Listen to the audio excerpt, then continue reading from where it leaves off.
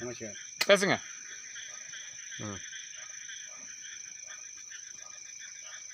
ஓம் நமஸ்காரம் பற்றி ஓம் கணாபதி ஓம் அடிபதம் பற்றி ஓம் சுவாமி ஈஸ்வரை பற்றி ஓம் ஹியால் ஓம் வெள்ளாவிசாரை பற்றி ஓம் ஞானக்கலா மகிழ்ச்சி அப்படின்னு ஓம் தனிப்பற்றி ஓம் சொல்லி பற்றி ஓம் நமஸ்காரம் ஓம் தேவர்களை பற்றி மாசம் பற்றி நாகரகணேச பற்றி விஷயம் பற்றி ஓம் நமஸ்கார் பற்றி ஓம் நமஸ்கார் அகிலாண்ட நாயகனை பற்றி பற்றி ஓம் நமஸ்கார் வெள்ளாசை பற்றி ஓம் நமஸ்கார் காலவங்காலை பற்றி வெள்ளாசை நாயகனை பற்றி நாகரகணேச பற்றி வெள்ளாசை பற்றி நாகரகணேசனை பற்றி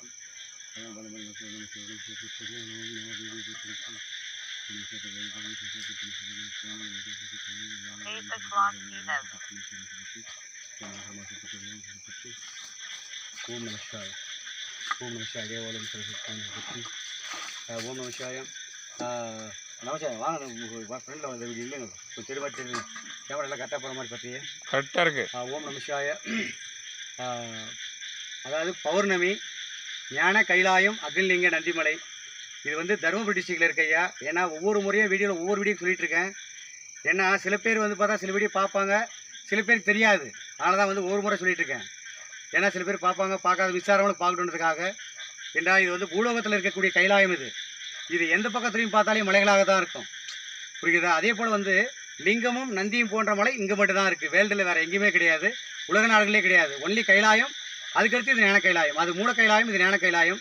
எனவே இங்கே வந்து பார்த்தீங்கன்றால் இந்த ஞான கைலாய மலையில் வந்து இப்பொழுது வந்து பிரதோஷம் நடக்கிறது. இது 18வது இது பௌர்ணமி இப்போ நாங்கள் செய்வது பூஜை.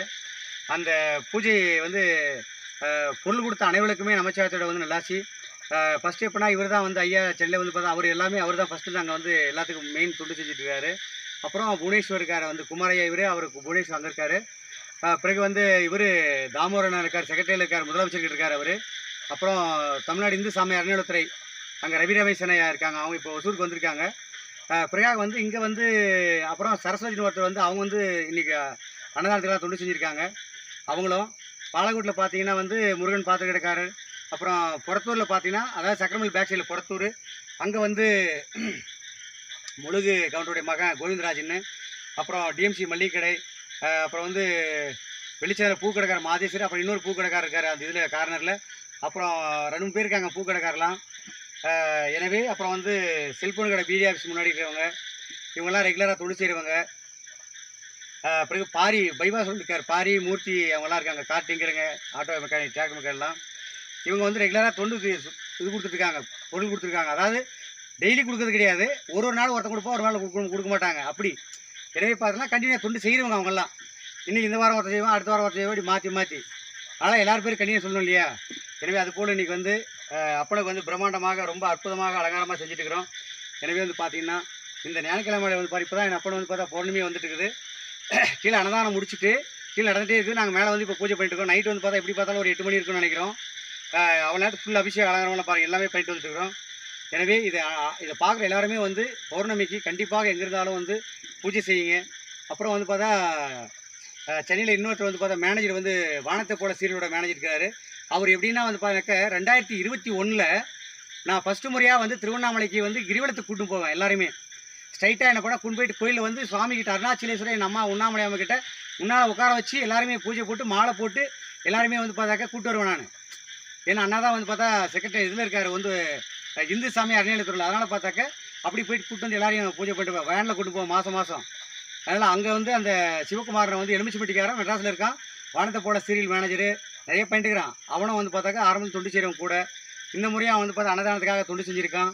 எனவே பார்த்தீங்கன்னா ஐயா இந்த அதாவது பௌர்ணமிக்கு என்ன அவ்வளோ ஒரு சிறப்புன்னா, சிவனுடைய வந்து 2 கண்ணு வந்து சூரியன் சந்திரன். இடது கண்ணு வந்து வலது கண்ணு சூரியன், இடது கண் சந்திரன். அந்த இடது கண் எப்படின்னா அனைத்து உயிருமே வளர்றதுக்கு உண்டான சக்தியை கொடுக்குது சூரியன், இது சந்திரன். வலது கண்ணு எப்படின்னா எல்லா உயிரும் நலமோடி வாழ்கிறதுக்காக சக்தியை கொடுக்குது.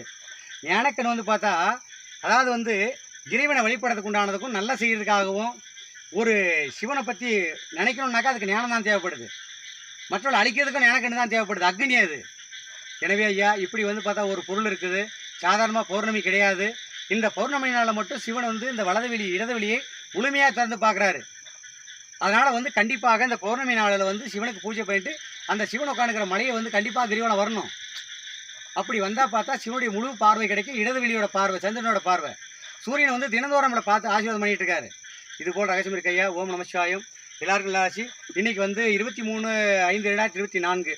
ஓம் நமசிவாய். குமாரையா. பிறகு வந்து நம்ம திருப்பதி பார்த்தா என்ன பண்ண வந்து நம்ம தீபம் எட்டு வரும்போது திருப்பதி இருக்காவில், வெளிச்சேனை வந்து சிவகுமார் இருக்காவில், மாரிமுத்து கீழே இந்த ஞானக்கைலாய மலையில் இவங்கெல்லாம் தீபம் எட்டு வரத்துக்கு கூட இருக்கிறவங்க இப்போ லிங்கம் எட்டு வந்தது எல்லாமே பண்ணிக்கிறாங்க. இது போல் ஒவ்வொருத்தரும் ஏகப்பட்ட பேர் என்ன எத்தனை பேரையும் சொல்கிறது தெரியல. அப்புறம் இங்கேயே வந்து பார்த்தாக்கா முத்தாரம் பள்ளத்துலேயே வந்து பார்த்தா மிலிட்ரிக்காரன் இருக்கான் கிருஷ்ணன், அவங்க அண்ணன் ஒருத்தன் வந்து குமார்னு ஒருத்தர் இருக்கான். அப்புறம் இங்கே வந்து அவன் பேர் என்ன முருகேசனா, முருகேசன் ஒருத்தர் எல்லாமே தீபம் எட்டு வந்தவங்க அவங்கலாம்.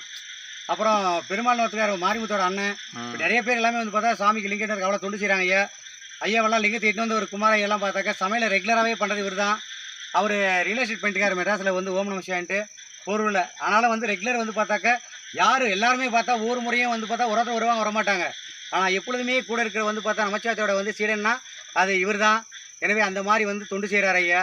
எனவே வந்து இந்த ஞானக்கிழமையிலேருந்து அமையப்படுக்கு அனைவரும் பூஜை செய்து அடியுள்ள ஆசி பெற்று தாங்களுடைய எந்த குறையை நீங்கள் நினச்சி வரீங்களோ அந்த குறையெல்லாம் நமச்சு ஆட்சி பண்ணால் போதும், உங்களுக்கு அத்தனையும் தீர்ந்துடும். திருமணம், கல்யாணம் வந்து பிள்ளை பிறக்கிறது, வியாபாரம், செய்வனைகள் எல்லாமே சரி நமச்சிவாய் கை வச்சா போதும், உங்களுக்கு எல்லா பிரச்சனையும் தீர்ந்துடும். அதான் விளக்கம் ஐயா. ஓம் நமசிவாய் திரும்பலம். ஓம் நமசிவாய் பற்றி ஓம் கைலாசனை பற்றி, ஓம் கைலாசனை பற்றி, காசிவனை பற்றி, ஜம்பீஸ்வரை பற்றி, ஜெகதீஸ்வரை பற்றி, ஓம் நமசிவாய் பரமேஸ்வரை பற்றி, ஆதிசிவனை பற்றி, ஓம் நமசிவாய் ஞானக்கிழாய் மக்களின் நந்திமலை மீது அடியும் ஆதாரங்களாக சொல்லிட்டு ஓம் சரஸ்வதி, ஓம் சரவண விருக்கலாசானி. தாங்கள் திருடி தேடி வந்து இந்த பௌர்ணமி நாளில் பூஜை செய்யக்கூடிய அனைத்து ஜீவங்களுக்கும் அன்னதானத்துக்கு பொருள் கொடுத்தவர்களுக்கும் அனைவருக்குமே வந்து பார்த்தா என்றென்றைக்குமே வந்து அவர் இல்லத்தில் வந்து எந்த விதமான வந்து பார்த்தா வசதிகள் இல்லாமல் அவர் குடும்பத்தில் எந்த விதமான தீசக்திகளும் அவர்களை வந்து அல்லல்படுத்தாத வண்ணம் தீசக்திகளையும் தீசக்தி செய்வர்களையுமே அழித்து நாசமாக்கிவிட்டு நல்லோருக்கு நலம் நல்கிடும் நாயனாகி அடியிலிருந்து தாங்கள் செய்யும் அருளாசின் விளைவாக அனைத்து இன்புற வாழ்ந்து அனைவருமே வந்து சிவத்தீர்த்தங்களை தொண்டு செய்து குபேர வாழ்வை வாழ்ந்து குபேரகலசன் அகந்தனை முக்கிய அருள் புரிய வேண்டும். அடியின் அவதாரத்தில் உள்ளிருந்து ஓம் நமசிவாய் போற்றி தாங்கள் கூறிய உடனே அனைத்து ஜீவனுமே இன்புற வாழ்ந்து இமான் அகமுறையை அருள் புரிய வேண்டும். அடிய வாழ்வோம் சரஸ்வதி போற்றி, ஓம் சரணியான குபேரகலசானை போற்றி, ஓம் நமசிவாய், ஓம் நமசிவாய் போற்றி, ஓம் நமசிவாய் போற்றி, ஓம் வீரபத்காளி வீரன் போற்றி, மாதர மாசரை போற்றி, பாலன் பாலம் போற்றி, மருசு மருசு போற்றி, வைத்திய தேலநாயகன் நமப்பை போற்றி, சூரிய சந்திரனை போற்றி, ஓம் நமசிவாய், ஓம் நமசிவாய்.